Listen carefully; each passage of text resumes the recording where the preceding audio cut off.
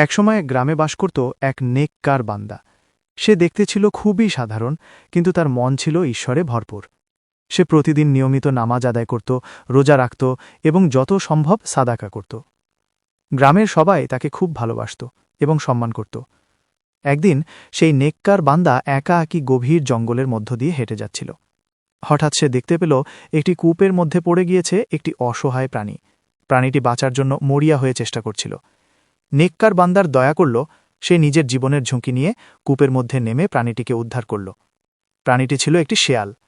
শেয়ালটি নেককার বান্দাকে কৃতজ্ঞতা জানাল এবং সেখান থেকে চলে গেল।